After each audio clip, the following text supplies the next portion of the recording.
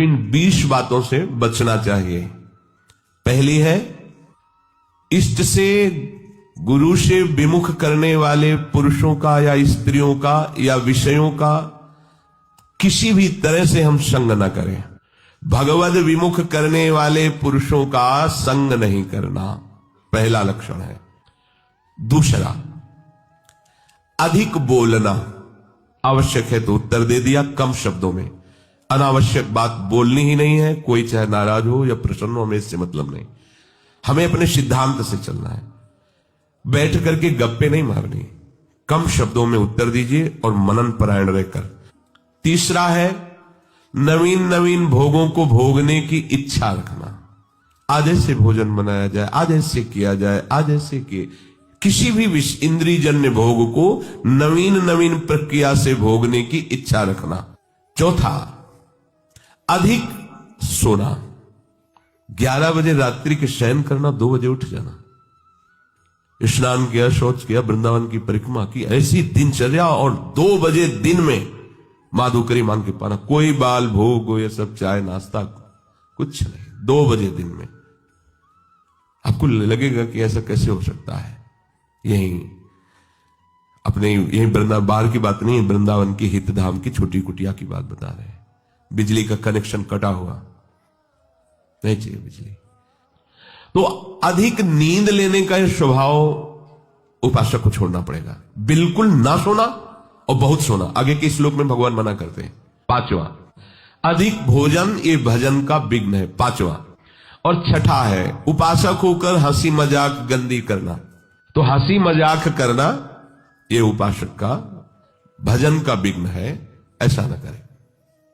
सातवां है, अपने रिश्ते नातेदारों के प्रति आसक्त हो जाना, जैसे स्त्री पुत्र और भी जो संबंध है इनमें आसक्त। भजन नहीं बन पाएगा। सबकी ममता ताग बटोरी, मम पद मन ही बांझ पर डोरी। आठवां है, क्रोधी स्वभाव बना लेना। जरा से कोई बात करे तो बस एकदम गुस्सा होना।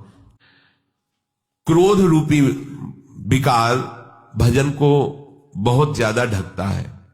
पूज्य श्रीपाद बुढ़िया बाबा जी महाराज, 1 महीने में अगर कस के 1 बार गुस्सा आ गई तो 1 महीने का भजन ढक जाएगा। वो भागवतिक तेज प्रकाशित नहीं हो पाएगा। और 12 बार साल में गुस्सा आ गई तो पूरे साल का भजन ढक गया। और यहां दिन में 12 बार आ जाता होगा गुस्सा। ये ऐसा कैसे, ऐसा कैसे। गुस्सा नहीं करनी, क्रोध नहीं आने देना अंदर से। 9वां है, हिंसा करना। हिंसा वाणी से भी होती है, मन से भी होती है और शरीर से भी होती है। सांप सांप मारो मारो मारो, बिच्छी मारो, कुछ को देखते छिपकली ऐसे भयभीत हो जैसे मगरमच्छ हो छिपकली, हाँ उसको निकाल के मार। ये सब बिल्कुल सावधान। हिंसा ना तो शरीर से होनी चाहिए और वाणी से भी हिंसा होती है। किसी के दिल में दुख पहुंचाने वाली वाणी बोलना है हिंसात्मक वाणी है, नहीं। 10वां है, काम विकार।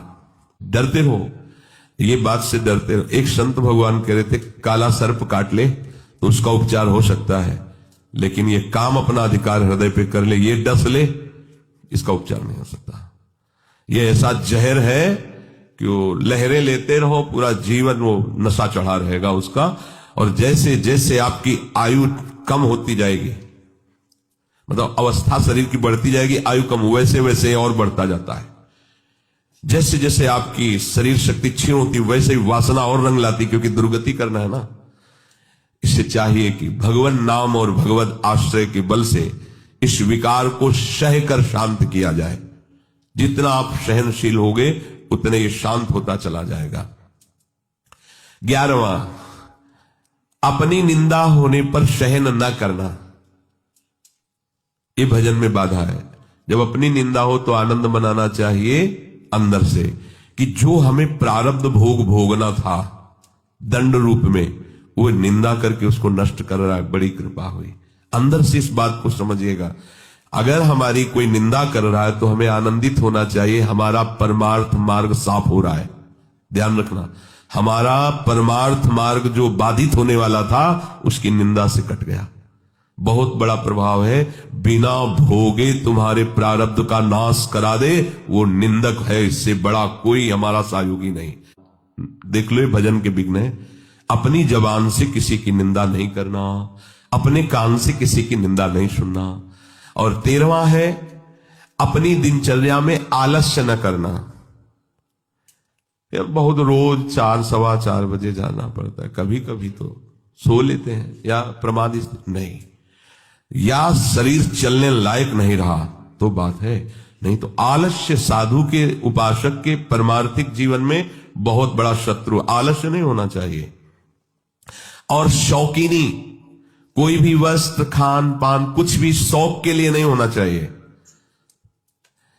आज इस रंग का चप्पल तो कल उस रंग का जूता, तो इस रंग का मुफलर तो इस रंग की जैकेट, ये परमार्थ के पति के नहीं।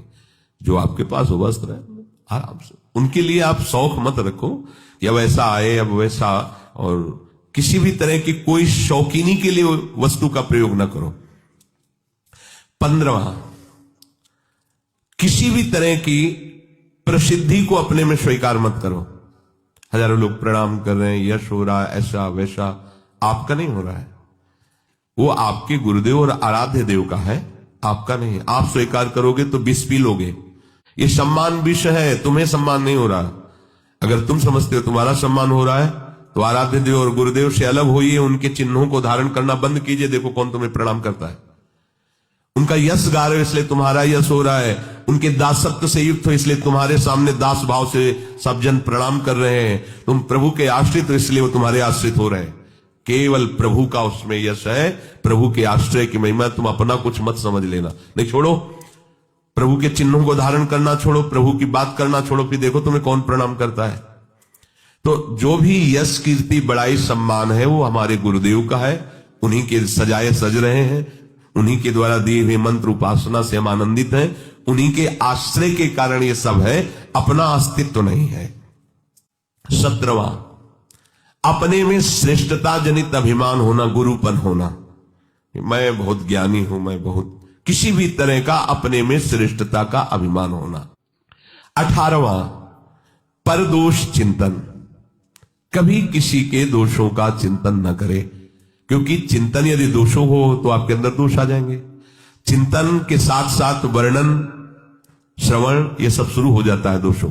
ये बिल्कुल अपने भजन मार्ग में भयानक विघ्न है। 19वां, दिखावटीपना नहीं होना चाहिए। एक पद्धति से चलो। अगर वैराग्य मार्ग में भी है तो गुरु परंपरागत वस्त्र और तिलक आदि रचना का एक ही क्रम है। अलग अलग संप्रदायों में अपने अपने आचार्य द्वारा जो तिलक दिया गया है, यह हमारा बनावटीपना या दिखावटीपना नहीं है, यह हमारा आचार्य प्रदत्त दासत्व का चिन्ह है। यह कोई खिलवाड़ नहीं है कंठी तिलक धारण करना, पर बनावटी नहीं। आचार्य परंपरा से जुड़ा होना चाहिए, आचार्य प्रदत्त मंत्र होना चाहिए, तभी। ऐसा नहीं कि बनावटी भेष जो मनाया, लाल पहन लिया। ये दाम में कहे थे लाल कपड़ा पहने, बोले शरणागत मंत्र लेना, तुमने कहा वैसे ही आप लाल वेश धारण, बोले वो तो ऐसे पहन लिए। ऐसे कैसे पहन लिए? गेरुआ वस्त्र की महिमा समझते हो? साक्षात नारायण स्वरूप अग्नि स्वरूप माना जाता है, ऐसे ही धारण कर लिए, ऐसे ही कपड़े धारण कर लिए, ऐसे मन मानी।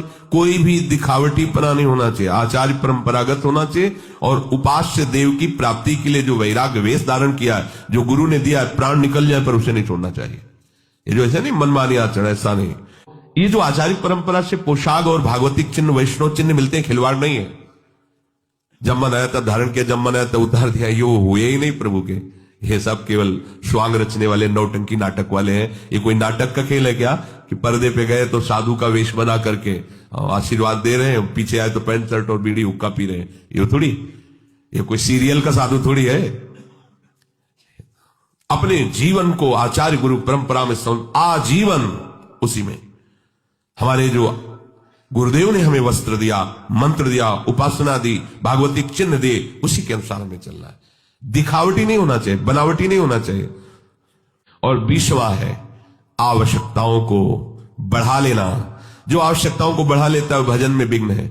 बहुत कम आवश्यकता में आपकी दिनचर्या व्यतीत होनी चाहिए। आपका भोजन, आपका वस्त्र, आपका प्रकृति का प्रयोग कम होना चाहिए।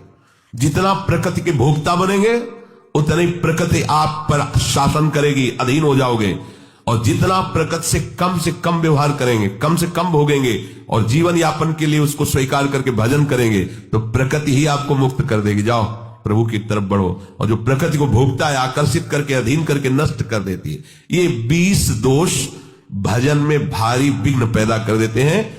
भजन से विमुख पुरुषों का संग, अधिक बोलना, विषय भोग की इच्छा रखना, अधिक सोना, अधिक भोजन, हंसी मजाक, स्त्री पुत्र आदि में अधिक आसक्ति होना, क्रोध, हिंसा, काम विकार, निंदा आदि सहन न कर सकना, स्वयं दूसरों की निंदा करना, आलस्य, शौकीनी, प्रसिद्धि, मान बढ़ाई, गुरुपन, परदोष चिंतन, दिखावट, आवश्यकताओं को बढ़ा लेना। ये 20 बातों से बचा जाए तो हमारा निरंतर भजन चलेगा।